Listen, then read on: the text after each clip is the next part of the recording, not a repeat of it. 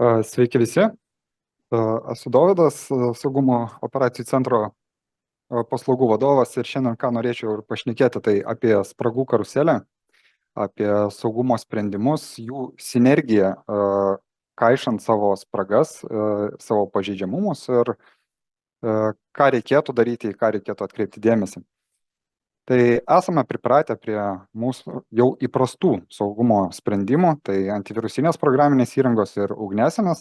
Pagal nutylėjimą, kad ir Windows operacinėse sistemose šios apsaugos jau yra. Ir dažnas tikrai galvoja, taip, matau, turiu antivirusinę, tikrai žinau, kad yra ugniasenė ir aš esu saugus. Ir taip atrodo įmonėms iki kol pasamdo IT specialistą, kuris nuodugniau pasižiūri, kaip veikia sistemos, kodėl veikia, kokiais protokolais bendrauja ir visa kita iš techninės pusės. Ir tada atsiranda konfliktas tarp darbdavio ir IT specialisto ar už saugumą atsakingo asmens, kodėl reikia papildomų sprendimų, kodėl reikia samdyti papildomas kompetencijas ar pirkti kažkokius įrankius, investuoti į papildomas apsaugas. Ir problema yra didžiausia tame, kad dažniausiai šitos apsaugos yra nematomos, jos negeneruoja gražių paveikslėlių, jos neneša realaus pelno ir yra sunku įrodyti, kad šita investicija yra gera ir teisinga. Yra pas IT specialistus toks senas juokelis, kad kai sistemos veikia puikiai įmonėje, vadovai kyla klausimas, kam tas IT specialistas yra reikalingas. Jeigu sistemoje kažkas nustoja veikti, vadovui automatiškai kyla klausimas, tai kam tas IT specialistas reikalingas. Tai lygiai tas pats yra ir su saugumo sistemomis, jos dažniausiai veikia tyliai, užnugaryje saugo sistemas, bet vartotojams, galiniams endpointams nesimato šitą naudą, ją mato greičiausiai tik tais darbuotojas, kuris su ta įranga dirba. Ir žinoma, jeigu pasižiūrėjus iš darbdavio pusės, atsisakius tam tikro saugumo sprendimo, ar net nepriėmus tokio sprendimo jį įsigyti, arba atleidus tą IT darbuotoją, kuris atrodo, kam jis yra reikalingas, jeigu mūsų visos sistemos veikia. Taip, iš dalies kurį laiką, savaitę, 2, galų gale gal mėnesį, visos sistemos veiktų, iki kol, ir sakau ne jei, o iki kol nutiktų nelaimė. Lygiai tas pats galioja ir saugumo sprendimams. Mes galvojam, kad jų nereikia, jie yra nereikalingi iki kol nutinka nelaimė, o ji visada nutinka ir tada jau reikia kamšyti spragas, kad tiesiog tos žalos reikia viltis, kad nedidelės nepasikartotų ir ateityje. Tai didžiausias iššūkis IT specialistams yra įtikinti vadovą, kad yra reikalingi tam tikri sprendimai, tam tikri įrankiai, tam tikros kompetencijos. Iš tikrųjų, netgi baziniuose saugumo mokymuose yra šaka apie būtent įtikinėjimo meną šitą, kaip reikėtų įrodyti, kaip parodyti naudas. Tai gaunasi toks kaip ir vidinis įmonės vadybininkas, kuris bando ne tik, kad jis nebando parduoti produktą, jis bando jį gauti savo, kad galėtų kokybiškai atlikti darbą. Tai apie tai dabar ir norėčiau pakalbėti, pasižiūrėti, kaip atrodo tiesiog visas įmonės gyvavimo ir gal internetinės, kibernetinės saugumo kompetencijos augime. Tai įsteigėme įmonę, įsigijome kažkokią IT įrangą, tai yra kompiuteriai, galimai kažkoks ir routeris stovi, nes mums reikia ryšio. Ir kągi mes turime? Mes turime tiesiog pliką įmonę, įsivaizduokime, kad ši palapinė yra mūsų IT infrastruktūra, tai atviras praėjimas, visiškai jokios priežiūros, mes nežinome, kas vyksta palapinėje, nežinome, kas vyksta už jos ribų, nežinome, kas įeina, nieko mes to nesuvokiam ir mums tada kyla klausimas, kad galimai reikia priimti kažkokį sprendimą. Tai taip, tai įsigijame vaizdo kameras, tai IT pasaulyje tai atitikmuo būtų SIEM sistema ir mes pradedame matyti, kas vyksta, mes viską archyvuojame, mes matome, kas įėjo, kas išėjo, kas kokį daiktą paėmė, kas kokį daiktą padėjo. Bet tai vėlgi turime tokią problemą, kad mes neturime visiškai jokios kontrolės. Yra irgi tokia nuomonė tarp žmonių, kad vaizdo kameros namuose yra reikalingos tik, kad pasižiūrėti, kaip yra išnešamas tavo turtas. Tai galimai taip, nes iš tikro veikti, tai jeigu nesi vietoje, jeigu negali kažkokio sprendimo priimti, galų gale, jeigu kalbam apie IT infrastruktūrą, ištraukti visos įrangos iš elektros lizdo ir atjungti nuo tinklo, tai mes nieko negalime padaryti, tiesiog stebėti, kas vyksta. Bet žinosime, kas įvyko, žinosime, kad kažkas išnešė ir dėl to reikia kažką daryti. Tai mes priemam kitą sprendimą. Mums reikia kažkokios apsaugos. Tai šiuo atveju tai būtų atitikmuo ugniasienės, tai jos konfigūravime, pasistatėme ugniasienę, atrodo viskas, turime vieną praėjimą, siaurą praėjimą, per kurį mes žinome, kas įėjo, žinome, kas išėjo, per kitas vietas nepraeis ir visa kita. Bet ne, iš tikrųjų ugniasienė ir visi kiti saugumo sprendimai reikalauja darbo, nuolatinio darbo, konfigūravimo, reikia prievadus susikonfigūruoti, kas gali išeiti, kas negali išeiti. Tikrai negalime užsibarikaduoti ir bandyti pasidaryti kaip fortą, viską izoliavus, nes tiesiog sustos komunikacija, mums reikiama komunikacija. Galimai gal turime ir kažkokius servisus, kurie turi būti pasiekimi tiek klientams, tiek darbuotojams ir nesant įmonės teritorijoje. Tai čia reikia įdėti darbo. Ir taip, įsivaizduojame, kad vis dėlto pavyko mums vadovai įtikinti, kad mums yra reikalingas saugumo sprendimas, vienoks ar kitoks. Vadovas suprato, kad tikrai tai padės sumažinti rizikas. Tai prisipirkome įvairiausių renginių, nusiperkam rimtesnę programinę, antivirusinę programinę įrangą. Įsigijom EDR, kaip naujos kartos antivirusinę programinę įrangą, gal netgi XDR. Pasisamdome SOC ir visą kitą. Tai mes tiesiog su tokiu kiekiu įrankių, nežinodami, ką daryti, tiesiog žongliruojam kaip klaunai, bandom pasiekti maksimalų rezultatą, bet tiesa yra tokia, kad visi šitie įrankiai geriausiai veikia sinergijai, tai aptikus susijėmų reikėtų kažką daryti su XDR, blokuoti, praleisti, pranešti, izoliuoti. Bet kokiu atveju visos šitos programinės įrangos, jos reikalauja nuolatinio darbo ir reikia su jie dirbti. Bet čia jau galime pasidžiaugti, mes jau čia turime aktyvią apsaugą, tai yra jau nebe tik stebėjimas, tai yra ir veikimas, mes jau galime priimti kažkokius sprendimus ir užkirsti kelią kažkokiem negeriem veiksmam. Bet, vėlgi grįžtu prie bet, mes įsigiję visą šią programinę įrangą, jau galvojam, kad viskas, jau dabar mes tikrai turim fortą, mes jau nebe tik, kad žongliruojam, mes jau viskas, mes tikrai susikonfiguravom, jau mėnesį laiko neturėjom jokio įsilaužimo. Ne, mes dėja esam pamiršę ir labai retai, kas užsimena ir pagalvoja apie tokį dalyką kaip pažeidžiamumai. Pažeidžiamumai tai arba spragos, apie tai dabar ir noriu pakalbėti, tai yra vienas iš svarbiausių dalykų. Kokie būna pažeidžiamumai ir kokios spragos. Gali būti fizinės, tai kalbam apie galbūt duris, langus, vartus aplink teritoriją. Gali būti administracinės spragos, pažeidžiamumai.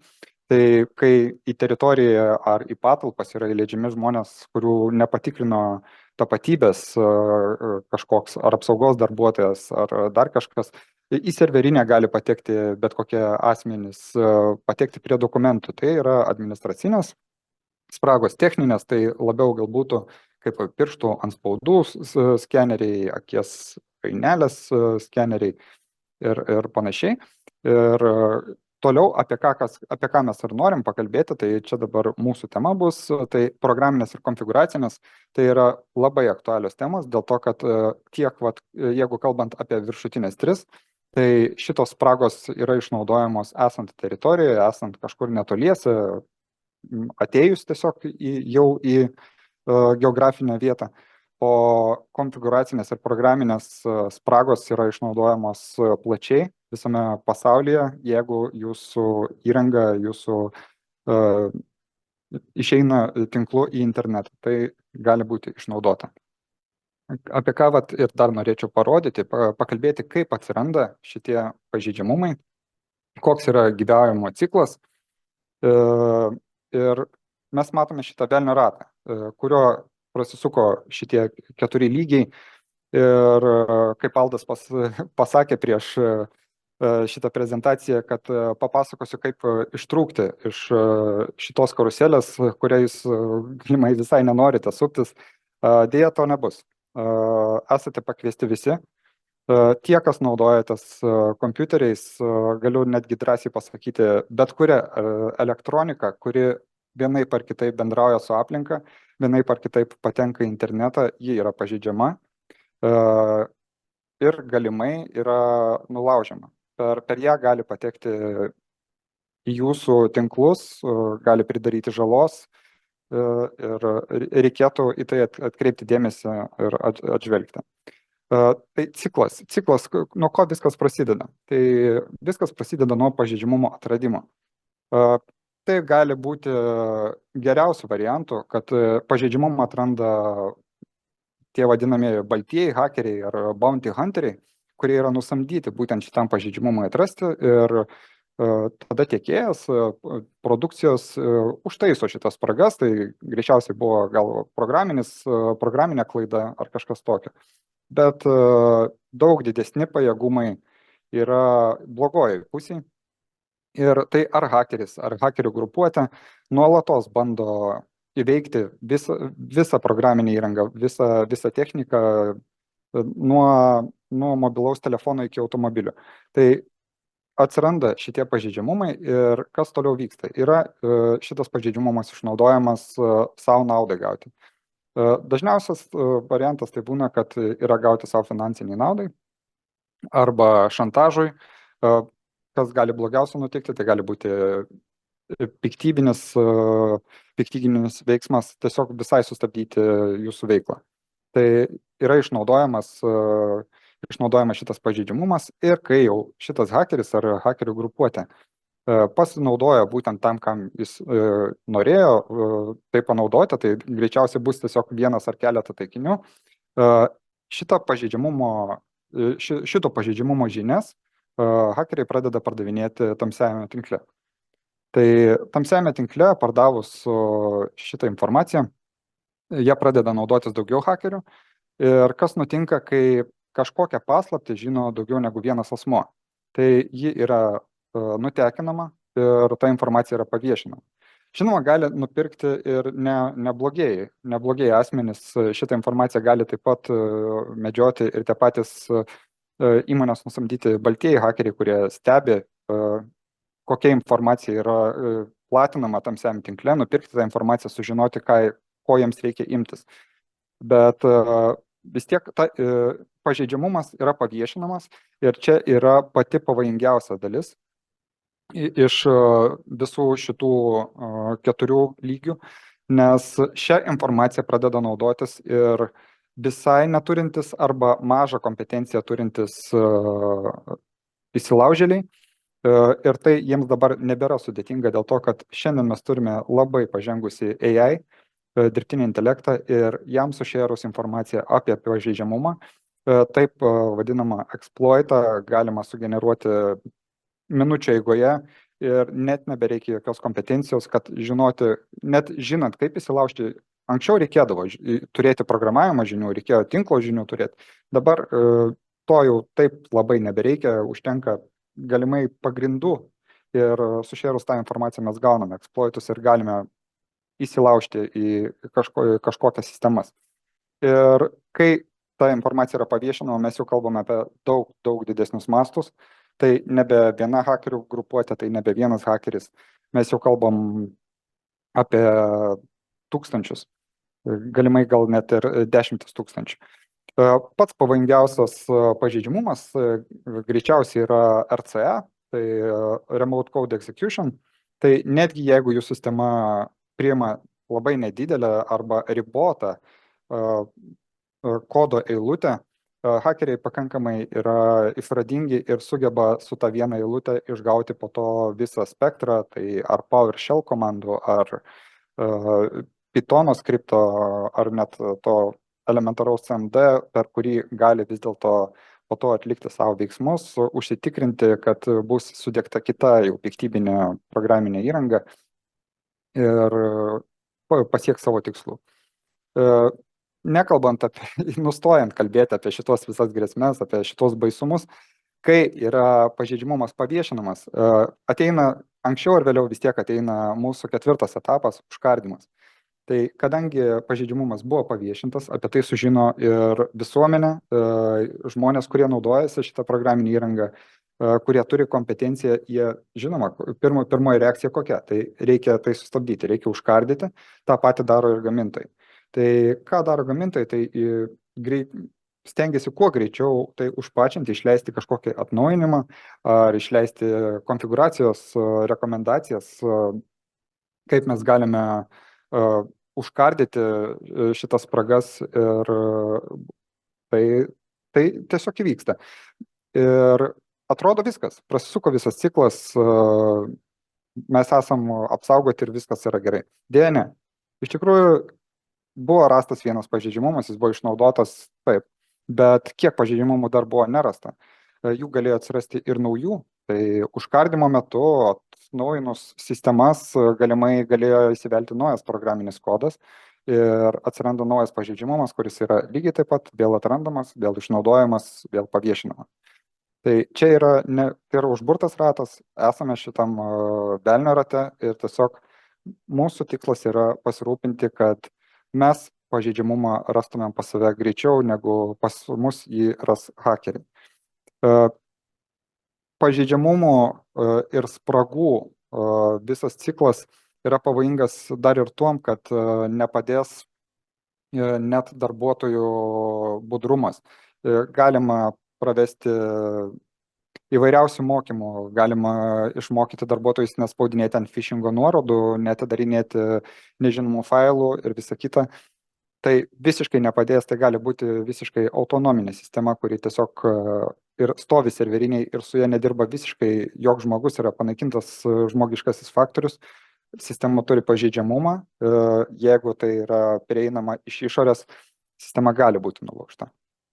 Vienas iš pavyzdžių, kurį dabar, ką galiu pasakyti, tai tikrai buvo nesenai rastas pažeidžiamumas slaptažodžių valdymo sistemose. Tai hakeriai rado būdą, kaip priversti slaptažodžių valdymo programinę įrangą pagalvoti, kad suveda kredencialus į tą tinklapį, į kurį turėtų suvesti, o tai yra melagingas puslapis, tai yra tiesiog apgaudinėjami laukai ir naršyklėse naudojamas extensionas tiesiog atiduodavo realius vartotojų slaptažodžius įsilaužėliams. Arba ta pati sistema, tai gali būti net ir ne programinė klaida ir ne konfiguracinė klaida, tai gali būti technologinė spraga, tai pavyzdžiui tas pats NTLM-as. Jeigu Microsoft turi tokią vietą, kur tiesiog jungiantis į tam tikras sistemas arba bandant pasiekti tam tikras nuorodas, galima net be jokio paspaudimo NTLM būdu jūsų operacinė sistema bando save identifikuoti jau prijungtų vartotojų ir taip atiduoda jūsų slaptažodžio hešus. Žinoma, tai nėra plikas slaptažodis, tai nėra plikų tekstu, bet tai yra atiduodamas hešas, kas taip pat gali būti nulaužta. Ir tai mums reikia žinoti, mums reikia likti budriems ir reikia imtis kažkokių kardymo priemonių. Taip. Turime ir tokį CVE registrą. Ten, kur minėjau aš jums, trečias etapas, kai yra pažeidžiamumai paviešinami, jie nugula į tokį CVE registrą. Tai turi ir savo pliusų, ir savo minusų. Tai pliusas yra didžiausias toks, kad čia pažeidžiamumus randa ir gamintojai, labai dažnu atveju jie patys ir čia ir paviešina. Tai gali matyti ir vartotojai, kuriems yra įdomu, kokie egzistuoja pažeidžiamumai, kaip jie gali būti išnaudoti, gal galima imtis kažkokių priemonių, kad to išvengti. Tai čia yra geroji pusė, o apie blogąją pusę kalbant, tai tiesiog prie šito sąrašo patenka ir negerų kėslų turintys asmenys. Ir jeigu jūsų įmonė yra kažkokio hakerio taikinys, jie tiesiog pasidomėję, kokia pas jūs yra programinė įranga, tarkim, įsivaizduokim, kad tai yra SQL domenų bazė. Tai įsirašius duomenų bazės pavadinimą, sužinojus, kokios yra versijos, mes matome visus šitos programinės įrangos pažeidžiamumus ir jau žinome, kokiu atakos vektorium, kaip mes žadam eiti, kaip mes žadam bandyti įsilaužti į šitą sistemą, kad pasiekti savo tikslų. Šitie pažeidžiamumai, CVE, taip vadinami, yra pentesterio duona. Prieš tai kalbėjo kolega ir būtent minėjo, kad pentestai tai yra pirmasis dalykas, ką įmonės pasidaro dar prieš samdydami raudonosios komandos pilnas paslaugas, tai yra savęs įsivertinimas, kiek jūs esate atsparus. Tai yra etapai tokie, tai yra planavimas, pasiruošimas, tai ten sutarčių pasirašymas, tikslų apsibrėžimas, ko jūs siekiate ir ką jūs norite patikrinti. Tada būna informacijos rinkimas. Ir kaip matote, dešiniai yra raudoni balionai, tai pažeidžiamumų identifikavimas ir išnaudojimas. Taip, pentesteriai tai daro, bet problema yra tai, kad tai būtent šiais žingsniais ir apsiriboja po to įsilaužėliai. Jau iš įsilaužėlių tikrai negausite eksploatacinės analizės, ataskaitos ar pristatymo, greičiausiai apie išnaudojimą ir identifikuotų pažeidžiamumų jūs sužinosite jau, kai turėsite realią žalą, tai ar finansinę, ar kažkokią tokią, bet taip, tai jūs sužinosite tik iš tada.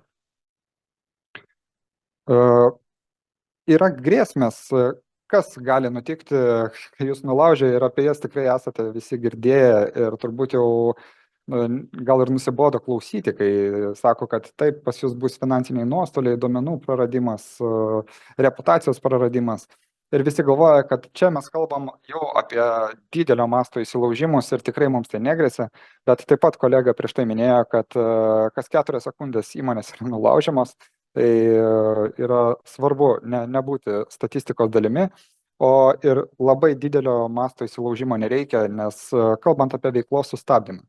Įsivaizduokime, kad tiesiog, kad ir ne aukšto rango darbuotojos duomenys buvo nutekinti, buvo gauta prieiga prie pašto dėžutės. Yra pradedama siuntinėti šimtais tūkstančių spaminių laiškų, šiukšlių į visas pasaulio pusės ir viena įmonė ir kita įmonė, kas tada nutinka. Šitas paštas tada yra blokuojamas, yra pranešama, kad jis yra platintojas šiukšlių, jūs patenkate į tamsiuosius sąrašus, yra blokuojamas paštas, galimai net ir NKSC galite sulaukti įžvalgų tokių, kad yra aptikta, kad jūsų IP adresu yra siuntinėjamas šlamštas ir jums tai reikia sutvarkyti. Jeigu greitų metu jūs to nepadarysit, jums gali būti ir sustabdytas interneto tiekimas kažkuriam laikui, kol jūs išspręsite šitą problemą. O ką reiškia, kai įmonė neturi interneto prieigos? Tai yra praktiškai veiklos sustabdymas. Jūs nebegalėsite bendrauti ir su klientais, nepasieksite savo kažkokių cloudinių serverių, nepasieksite galimai ir pašto. Tai nuostolis yra didžiulis, tai reikėtų vis dėlto apsvarstyti, kad net menkiausias pažeidimas gali vesti iki didelių pasekmių. Kuriant saugesnį verslą, kodėl yra būtent saugesnį, o nesaugų? Nes tai yra tiesiog neįgyvendinamas pažadas, tai būtų per drąsu sakyti, kad mes galime jums sukurti saugų verslą, nes vien pagalvojus apie šitą mūsų karuselę, ji niekada nesustoja ir mes negalime žinoti, ko mes nežinome. Mes galime tiesiog daryti įtaką tame, ką mes suvokiame, ką mes radom, kad yra negerai ir tiesiog imtis kažkokių kontrapriemonių. Ir jeigu bandėte išsilaikyti mokymus ir išsilaikyti NKSC sertifikatą, kad ir tiesiog higienos darbe, pas NKSC ten man labai patiko viena citata. Kas yra saugumas? Saugumas tai nėra grėsmių eliminavimas, tai jų suvaldymas. Tai labai tiksli yra citata būtent apie saugumo operacijų centrą, apie IT specialistus, kurie būtent tom užsiema. Ir galėčiau pasakyti, kad SOCO darbas, SOCO komandos darbas yra šiek tiek panašus į priešgaisrinės tarnybos, nes Mes, taip kaip ir gaisrininkai, mes nepasirenkam, kokio krūvio bus mūsų diena. Mes negalim pasakyti, kad esu šiandien pavargęs ar jaučiuosi šiek tiek liguistas, todėl užblokuosiu šiandien 5 phishingo laiškus, gal poryt jausiuosi geriau, galėsiu atremti didžiulę DDoS ataką. Mūsų darbotvarkę, mūsų eigą, ką mes veikiame per dieną ir kada mes baigsime darbą, diktuoja įsilaužėliai.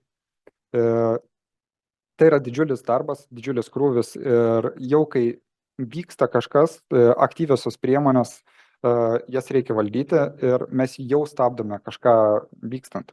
Tai mes pagalvojam, kad nėra iš tikrųjų labai ekonomiškas sprendimas ir reikia užkardyti pasiekmes, ne pasiekmes, o reikia rasti priežastis, kodėl tai įvyko, kodėl iš viso mes esame atakuojami, kodėl suveikė mūsų aktyviosios priemonės, kai galbūt įsilaužėlis neturėjo čia patekti. Tai radome 5 etapus, kaip galima tuos pažeidžiamumus ir spragas atrasti ir jas eliminuoti. Tai identifikuojam, įvertinam, kokią grėsmę mums tai kelia, užkardom arba suvaldom, patikrinam ir stebim. Tai apie kiekvieną iš šitų punktų dabar aš pabandysiu šiek tiek papasakoti, labai neišsiplėsdamas. Tai pradėjom naudoti pažeidžiamumų valdymo programinę įrangą ir pirmą kartą nusiskanavus tai gali atrodyti kaip siaubo kambarys. Matome daug raudonų eilučių, didžiulius kiekius pažeidžiamumo ir žinoma ir riskorą ir visa kita. Čia mūsų esmė yra ne kiek pamatyti tos didžiulius kiekius, nežmoniškus kiekius pažeidžiamumo, o tiesiog susirinkti visą informaciją. Mums reikia žinoti, kokią įrangą turim, kokią programinę įrangą turim, kokią geležį turim, kokie kompiuteriai, tinklai, kur yra sujungti. Taip, tie pažeidžiamumo kiekiai yra šiek tiek svarbus, bet apie tai šiek tiek vėliau. Taip pat susirenkame ir aktyviosios direktorijos informaciją. Tai gali būti tikrai labai dažnas variantas, kad kalbant apie aktyviąją direktoriją, kad pas jūs atvyko dirbti trečiosios šalis, jiems reikėjo administratoriaus prieigos. Jūs ją davėte, darbai buvo atlikti, išvyko, jūs džiaugiatės produktu. Bet dažnu atveju, nesilaikant higienos, arba gal tiesiog būnant šiek tiek aplaidesniam, ta administratoriaus paskyra yra paliekama. Tai turime tokių tikrai pavyzdžių, kaip yra, pavyzdžiui, užstatomi, kad niekada nepasibaigtų slaptažodžiai. Ir taip, mes šitą visą informaciją taip pat susirenkame ir tai jau būtų konfiguracinė spraga, į ką taip pat reikia atkreipti dėmesį, nes ji gali būti išnaudota, įsivaizduokit, tada net nereikia laužtis. Jeigu darbuotojas tiesiog prisiminė ar buvo užsirašęs, kad taip, aš turėjau prieigą ir vis dėlto jis tiesiog jungėsi ir prisijungė į jūsų sistemas, tai nėra gerai. Čia adresuojami tipai, tai yra išoriniai ir vidiniai. Tiek išoriniai, tiek ir vidiniai turi konfiguracinius ir programinius pažeidžiamumus. Tai konfiguraciniai tai yra dažniausiai būna žmogaus aplaidumas ar galimai gal kompetencijos stoka, o programiniai tai jau yra tai, ką reikėtų užpačinti, atnaujinti arba galbūt programinę įrangą pakeisti visai, jeigu nepavyksta to padaryti. Yra toks gradavimas, tai čia yra antras žingsnis, kai mes turime jau visų pažeidžiamumų sąrašą, juos mums reikėtų įsivertinti, nes tikrai turėsime didžiulius kiekius, tai gali būti 10 000 pažeidžiamumų ir tikrai reikia nežmoniškų pajėgumų tuos visus pažeidžiamumus užkardyti, suvaldyti, tai juos reikia įsivertinti iš tikrųjų, kurie turi prasmę. Nes jeigu pažiūrėtumėm, kaip tai yra graduojama, tai yra nuo jokios žalos iki kritinės, tai kalbant apie, tarkim, vidutinio lygio pažeidžiamumus, tai nebūtinai reiškia, kad jūs nulauš, atims iš jūsų pinigus ar sustabdys verslą.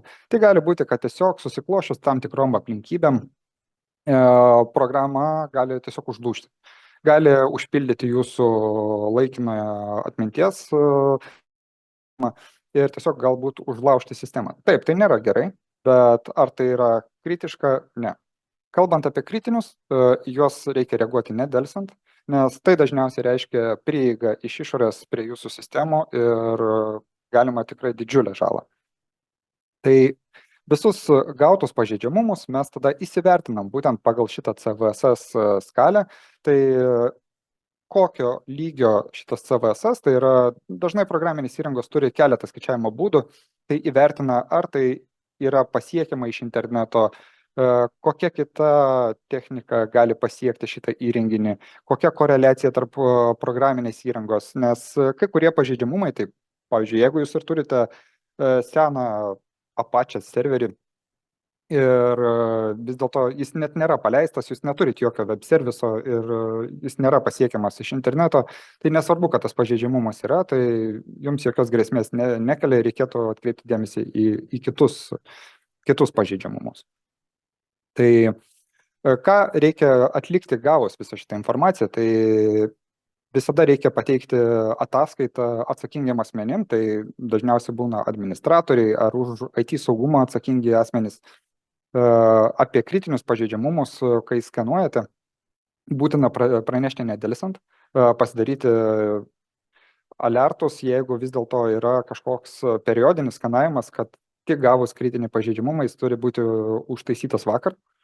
Ir reikia administratoriams pateikti kardymo veiksmus. Tai kad jie žinotų, ką reikia daryti, labai dažnu atveju programinės įrangos, kurios skenuoja pažeidžiamumus, pateikia ir kardymo priemonės, tai arba jau programinės įrangos versija, kada ta spraga yra užtaisyta. O jeigu negalime mes to padaryti, nes, sakykime, turim programinį įrangą, kuri dirba tik su sena duomenų baze ir duomenų bazė negali būti atnaujinta, tai tada reikia didesnės kompetencijos ir reikia siūlyti alternatyvas, kaip užkardyti kitais būdais. Tai galbūt reikia izoliuoti įrenginį nuo išorinio tinklo, gal segmentuoti tinklą, kad pasiektų tik tais kažkokie vidiniai resursai, kuriems būtina yra pasiekti šitą įrangą. Po to, kai yra užkardomi, atliekami kardymo veiksmai. Nebūtinai užkardomi, bet yra bandoma užkardyti ir yra atliekami kardymo veiksmai, tai yra suinstaliuojami atnaujinimai, konfigūraciniai pakeitimai. Tai būtina atlikti pakartotiną skenavimą ir pateikti atsakingiams asmenims pilną ataskaitą su užkardytais arba suvaldytais pažeidžiamumais ir, žinoma, būtina pasižiūrėti, ar neatsirado naujų. Nes taip kartais gali nutikti, kad bėgant nuo vilko užšoksime ant meškos, bet šitą riziką turime prisimti arba reikia tiesiog testuoti šitos atnaujinimus ir pasisverti riziką, kas yra svarbiau, ar užkardyti vieną ar kitą pažeidžiamumą ir gauti kitą, ar jo tiesiog neliesti ir prisimti šitą riziką. Taip pat yra gerai vadovams pateikti ir netokias techninės ataskaitas, kokias dabar matėme, kur yra visi CVE, CVSS ir panašiai, nes vadovams šita informacija nėra aktuali. Tai yra techninė informacija, tai yra skirta darbui, ką reikia daryti.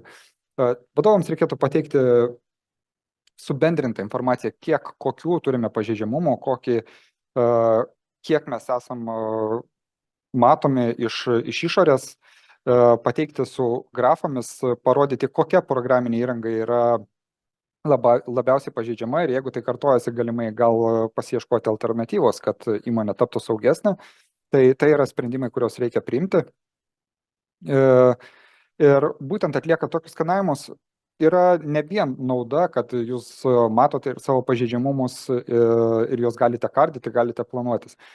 Jūs taip pat gaunate ir programinės įrangos auditą, AD auditą, kaip ir minėjau, galite pasižiūrėti, kokie vartotojai pas jūs yra, gal yra kažkokių organization unit tuščių, kur nėra jokių vartotojų, jas reikėtų pašalinti. Gal grupinė politika yra kažkokia užsisėdėjus sena, kuri jau turėtų būti pakeista. Gaunat kompiuterių auditą ir tinklo auditą, kas pas jūs vyksta. Tai šita informacija yra tiesiog gera turėti, kad suvokti, kas pas jūs vyksta IT ūkyje. Ir taip pat šitoje ataskaitoje čia irgi matome, kad pateikime skaičius, būtent vartotojų, kompiuterių, ko mes kiek turim, tai padeda susidaryti vaizdą. Ir viską pasvėrus, susumavus šitos pažeidimus, jų kritiškumo lygį, kiek turime įrangos, kaip yra sukonfigūruota mūsų įranga, mes galime įsivertinti, tikrai daug programinės įrangos gali įvertinti jūs kažkokiu balu. Tai nuo A iki bet kiek jau ten kas sugalvoja, tai žinoma siekiamybė yra būti nepažeidžiamiem ir būti A klasėje. Tai iš mano pusės tiek, ką norėčiau palinkėti, tai kaip mano kolega iš raudonosios komandos pasakė, būti bulletproof, gal atlaidžiau žiūrėti į iššokantį langą, kai baigėte darbo dieną, kad Windowsai turi jums atnaujinimų ir jis laukia, kada juos sudėksite. Ir jeigu turite klausimų, tai visada laukiam. Ačiū.